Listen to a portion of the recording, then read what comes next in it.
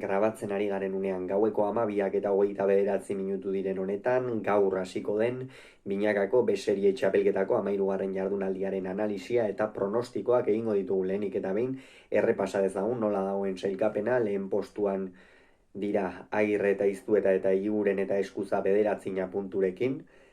Larrazabal eta Eskiroz dira 3. 7rekin, De La Fuentek eta Bikuñak eta Espositok eta Gaskuek 4. eta 5. urrenez urren 6 dituzte, Zubizarretak eta Ugartemendiak 5, Salaberriak eta Arbizuk 4 eta Alberdi Bigarrenak eta Morga Etxebarria jada hauek kanpoan dira 2 puntu besterik ez dituzte. Eta lehenik eta behin norgehiagoka polemiko batekin hasi behar gara, izan ere ez dakit norgehiagoka honek punturako kontatuko duen ala ez, izan ere Bakaikoa eta Elizei arituko dira Senar eta Ugartemendiaren aurka, De La Fuente eta Bikuña ez dira arituko, jada hauek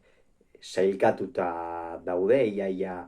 matematikoki, kontutan hartuta Salaberria eta Arbizuren aurka ere tantoa beraxa irabazia dutela, baina ez dakit, izan ere Senar eta Ugartemendiak jokatuko dute, baina aurkariak biak baikokoak izango dira, Bakaikoa eta Elizei. Honen bestez hemen Zubizarreta eta Ugartemendiari emango diogu garaipena, eta honen bestez 6 punturekin hortxe jada zuzenean sailkatuta egongo lirake urrengo faserako. Alere behar bada norgehiagoka honek puntua kontatuko du, eta puntua kontatuko balu behintzat Bakaikoa eta Elizei hartuko genituzke favorito. Ugartemendia txapelketa nahiko irregularra egiten ari da, Senar ere garaipenak eta eskuratzeko nahiko lanekin dabil, Bakaikoa berriz zuzen egokiari da jokatu duen norgehiagoketan, eta Iker Elizeik esango nuke atzeko kuadro horietan hasiera batean behintzat dominatu egin beharko lukela Ugartemendia, eta berme geixiago ematen duen atzelaria dela. Honen bestez Bakaikoa eta Elizei irtengo dira, berriz diogu zerbait jokoan baldin badago favorito. Gaur bertan ere Alberdik eta Lizeagak Mata eta Arbizuren aurka jokatuko dute. Hemen bi ordezko izango ditugu, batetik Ekain Lizeagak bere profesionaletako bigarren norgehiagoka jokatuko du gaurkoan ere txapelketan, bestalde Unai Mata norgehiagoka bat baino gehiago jokatu du, eta Arbizurekin batera izango da Mendillorriko pilotaria. Hemen Alberdi eta Lizeaga hartuko ditugu favorito, ez dute ezertxo ere jokoan, Alberdi eta Morga Etxebarria bikote titularra jada kanpoan dira, presiori gabe azalduko dira, eta Matak eta Arbizuk lehen itzulian gogoratuko dugu norgehiagoka bat jokatu zutela Zubizarreta eta Ugartemendiaren aurka, eta bertan ez zuten bat ere maila ona eman, oso eskas aritu zirela ere esan daiteke, 22 eta 3 xeatu zituzten Zubizarretak eta Ugartemendiak, beraz pentsa, eta bihar kontutan hartuta Alberdi eta Lizeaga inongo presiori gabe kantxaratuko direla, eurak hartuko ditugu favorito.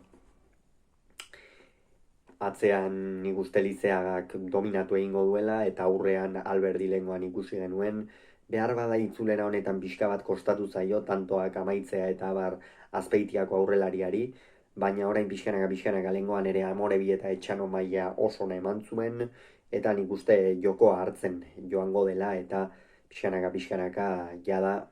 begi ertzarekin bada ere orainikan 14 jardunaldiak ez dituztelako jokatu, buruz buruko txapelketa begiz jota izango duela.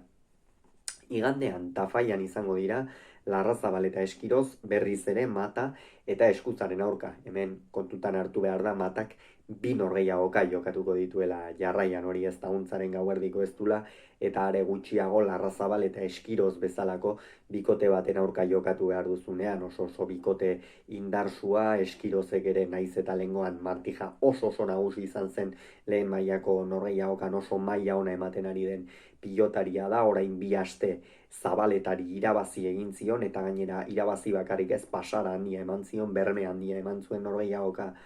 horretan, eta Iker Larrazabal ez da behar bada txapelketarik distiratsuena egiten ari, baina hortxe dira 7 punturekin, eta irabazi ezkero oso aukera gutxirekin bada ere, hortxe lehen 2 postuetan